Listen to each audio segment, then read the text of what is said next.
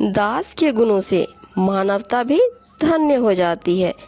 इनमें मानवता के वे सभी सद्गुण होते हैं जिनमें प्राणी मात्र का हित छिपा हुआ है। दास का जीवन साधनामय होता है जो अंतर्मन को ज्ञान के प्रकाश से भर देता है। इस प्रकाश में अज्ञानता का अंधकार मिट जाता है। कबीर जी कहते हैं कि व्यक्ति का कल्याण सद्गुरु का दास बनकर ही हो सकता है।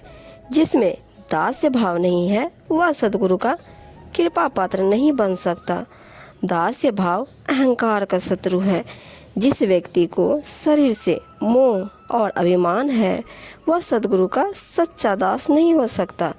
भक्त में दासत्व का भाव होना आत्मनिवेदन की पराकाष्ठा है।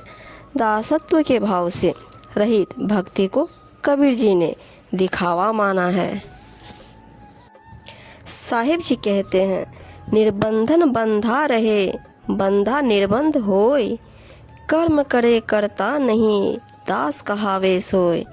कबीर जी कहते हैं, जो विरक्त साधु सन्यासियों का वेश तो ऊपर से धारण कर लेते हैं परंतु मन वो इंद्रियों का भीतर से संयम नहीं कर पाते, विषयों का चिंतन करते रहते हैं, वे तो निर्बंध होकर भी बंधे हुए हैं। जो बिना वेश धारण किए सामान्य जीवन में साधना से मन वो इंद्रियों पर संयम करके विषयों से मुक्त हो गए हैं वही निर्बंध होता है। ऐसा कर्मयोगी जो निष्काम भाव से कार्य करता हुआ कुछ भी नहीं करता वास्तव में वही दास कहलाता है। लगा रहे सत्य ज्ञान सो, सभी बंधन तोड़, कहे कबीर वा दास सो, काल रहे हाथ जोड़। कबीर जी कहते हैं कि सभी सांसारिक बंधनों का मोह त्याग कर सत्य ज्ञान में लगे रहो, आत्मज्ञान में स्थिर रहो। ऐसे दास भक्तों के सामने काल भी हाथ जोड़कर खड़ा रहता है, अर्थात उनके सामने कैसे भी दुख क्लेश आदि क्यों ना हो वे कदापि विचलित नहीं होते। उनके धैर्य और साहस से काल रूपी दुख भी पीछे हट जाता है। दासा तन हृदय बसे, साधुन सो आधीन, कहे कबीर सो दास है, प्रेम भक्ति लवलीन।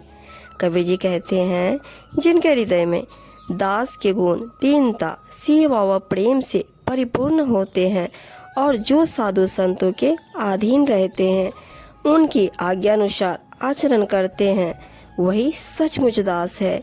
वे सदा ही प्रेम भक्ति में डूबे रहते हैं। दास कहावन कठिन है, मैं दासन का दास, अब तो ऐसा होए रहूं, पाँव तले की घास।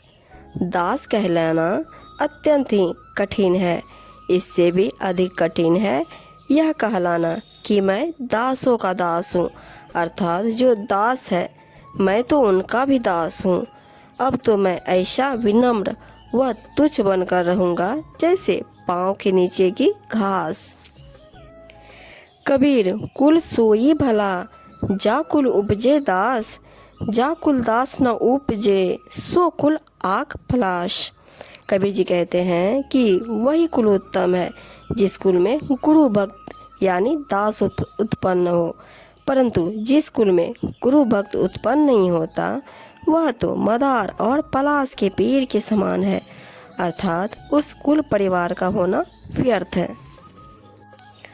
काहू को न संतापिए, जो सिरहंता होए, फिर वाकू बंदिए, दास लक्ष्य है सोए। कहते हैं, जिनके सिर पर अपने वर्णाश्रम मत धर्म मान मर्यादा आदि का अहंकार सवार हो उन्हें कुछ कहकर या किसी भी प्रकार से कष्ट न दे, वो ऐसे नहीं मानेंगे क्योंकि वह अपने आप में नहीं है। उनकी तो प्रशंसा करते हुए बार बार बंदगी करो, संभवतः वह कभी चेत जाए। यही दास का लक्ष्य है। गुरु समरथ सिर पर खड़े, कहा कमी तो ही दास, रिद्धि सिद्धि सेवा करे, मुक्ति न छाड़े पास। जब पूर्ण समर्थ सदगुरु तेरे सिर पर खड़े हैं जो तेरी रक्षा कर रहे हैं तो हे गुरु के दास सेवक, फिर तुझे क्या चिंता है?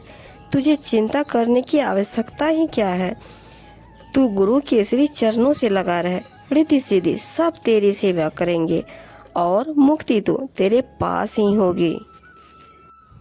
सुख दुख सिर ऊपर सहे, कभू न छाड़े संग, रंग न लागे और का व्यापी सतगुरु रंग।